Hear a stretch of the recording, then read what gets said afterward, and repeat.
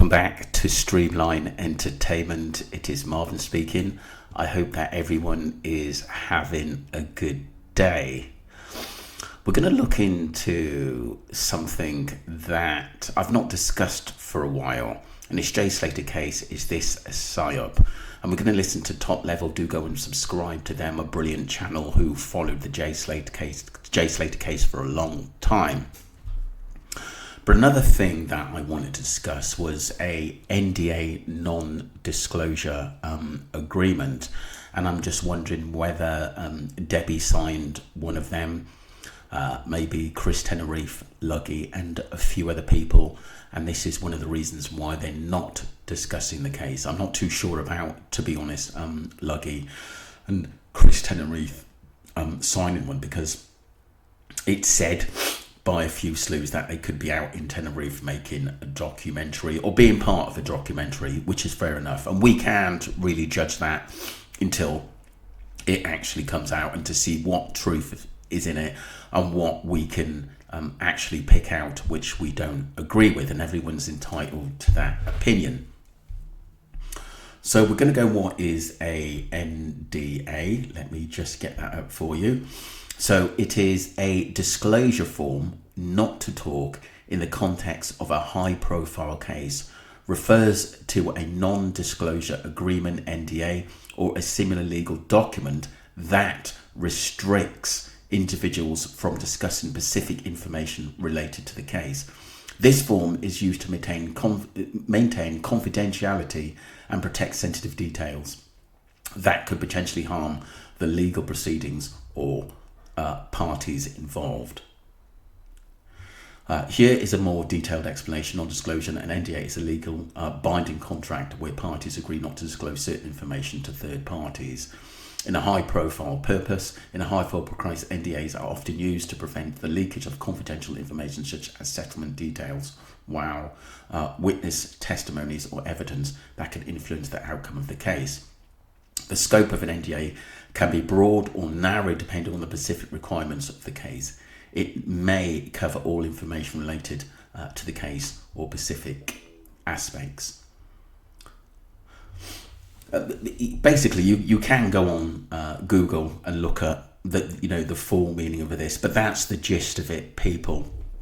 And obviously, a lot of things that I've talked about was like footage, which I've been totally up on. Footage, Jay leaving the club, Ali Harris contacting some of the clubs at the NRG, and which Jay went to, and they confirmed that they couldn't disclose information, but obviously they were telling her about their safety procedures, which I don't think that were in place when actually Jay was there, because like I said, he should have been taken to someone with medical experience and then possibly to the hospital with his friends. That didn't happen. He was just allowed to deteriorate and basically was marched out of there technically and taken away. This is what I believe anyway. But we're going to go into Top Level. Sometimes I think we got to go back. And the other thing is why hasn't the family said more about this case? It well could be that Debbie has signed an NDA, and also she's waiting for a lot more information to actually come through, and is it still being investigated by the UK police? Well, time will tell what we're going to get out of there, whether we're going to get arrest of people that are involved in this case, and whether the police are still looking. I think this will go on for a while, and I think the Jay Slater case will be in the news a very, very long time. And I think the documentaries may give us answers that we've not seen before. Let's look at the video.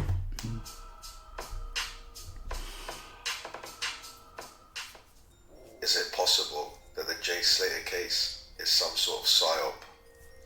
Now some of you may be thinking, Top Level, what are you talking about? What is a PSYOP? Well, let me explain if you don't know what I'm talking about. Psychological operations, otherwise known as PSYOP, are operations to convey selected information and indicators to audiences to influence their motives and objective reasoning, and ultimately the behavior of of governments, organizations, groups, and large foreign powers. You see, guys, these people involved in the Jay Slater case, they're like actors. They don't look like people who are hurt, people who are upset by somebody who's died. They look like professional actors. Now, how did I come to this theory that this whole thing could be a psyop?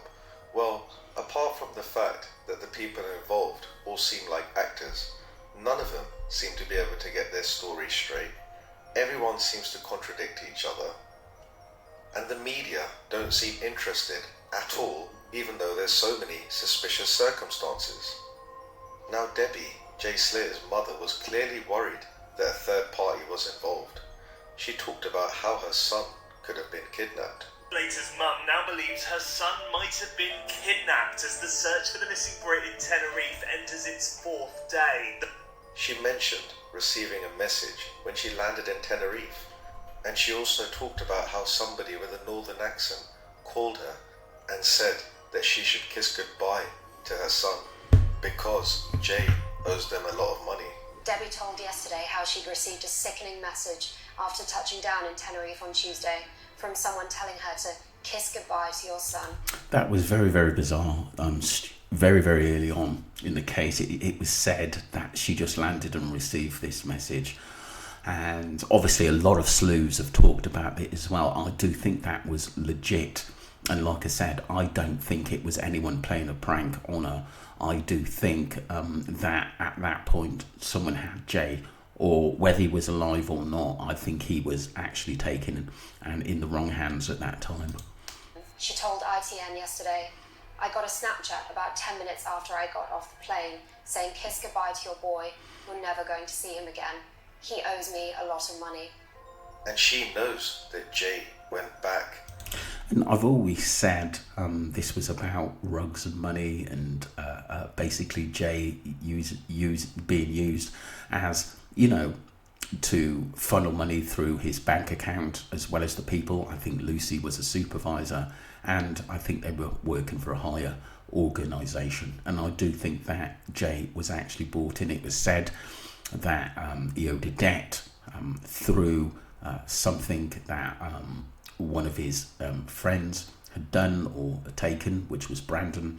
And I do think that's part of the story, that Lucy and Brandon are definitely to blame. And that was one of the reasons why I think Debbie don't trust them. To an Airbnb with a convicted criminal. The family of the 19-year-old have tracked down 2 people he left a music festival with to a property a 10-hour walk away from his accommodation. She also knows that his story doesn't match up, and that the private investigator said that her son was scared. He took certain action. And don't forget that MWT have gone back on what he said now, due to his documentary coming out, which is disastrous. To leave that place because he was scared. Why is she not questioning why her son went the other way? They say they directed him to a bus stop directly outside where they were staying. He later phoned a friend and revealed that he missed a bus. He was attempting to walk home and didn't have any water. Even if this was an accident, it's definitely not some sort of ordinary accident. Now, the GoFundMe page has reached over £74,000, and it's still going, and they're still asking for more money. But yet, they're not challenging anything what people are saying about their son just falling, just having an accident. That's where I think the NDA has come in due to the investigations. And I don't think the Guardia Civil wants a lot of this stuff to actually come out, because like I said, I'm sure it'll put a lot of fear into people going on holiday in Tenerife, and it is to save the face of Tenerife, and people going there for holidays, they want to deem it as a safe place, which it isn't if you get yourself into a little bit of trouble. And I do think if it's rugs related, then the police tend to turn a blind eye to it. It wasn't long ago, a streamliner, really good friend, had sent me information that police had been arrested in Tenerife for corruption, and it's about time they started cracking down on that. Circumstances about that do not make any sense at all. Nothing adds adds up at all, and yet the family are not doing anything about it.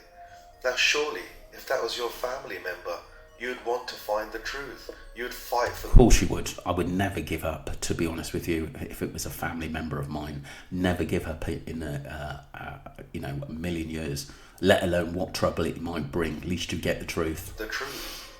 And now, the Spanish police found the body, and she's just accepted that he probably just fell. It was an accident. Why is she not challenging anything? Especially if you consider... Well, I do think it's a lot to do with the non-disclosure agreement, I think, pending investigation. All the things that we just talked about. Surely she should be worried about if Jay really fell or if somebody hurt him. Now, if somebody did hurt him, and if you look at the messages and the threats that she received, then surely she should be taking some sort of action to try and find out the truth. You see, guys, after paying for all the expenses, things like the funeral costs, bringing Jay back to the country, surely there'll be some money left. Now, with that money, why doesn't she use that for private investigators? You know, she could be doing so much more to find out the truth about what really happened to her son.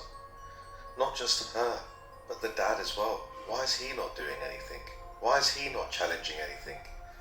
You see, guys, it all comes... He was at first, but did someone have a conversation with Warren about wax? Has Rachel got anything on him?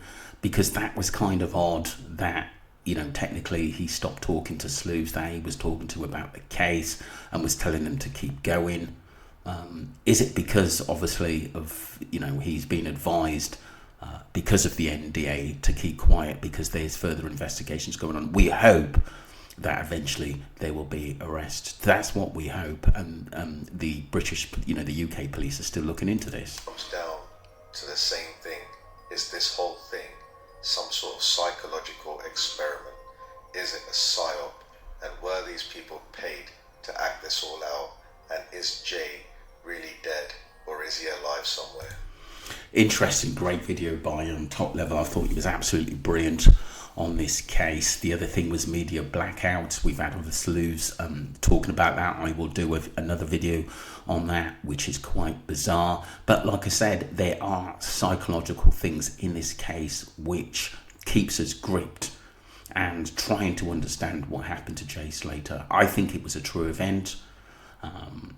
I do think it's been manipulated by the media and the Spanish government. I do think that the British police, UK police, wanted to get involved more, because I heard in the early days a news article that they did ask about Lucy, Brandon and Brad, what they were doing there and what were they over there for. Is interesting. So I think they were looked into too, but the Spanish police said, look, leave it to us, we'll deal with it. That's why I think there weren't arrests earlier. I do think if it's in the UK, I think this would have been in the Crown Court by now. We probably would have got convictions. Let me know what you think, people. Brilliant video. I do think Debbie signed an NDA. Not too sure about Warren, why he stopped talking about it, because maybe because of these documentaries coming up. But what we have to remember, people, these people are still on our streets and, you know, are looking for the next Jay Slater to work for them. Don't forget to subscribe to Streamlight Entertainment and follow the channel. Appreciate you all, people, and thank you very much for your support on this case.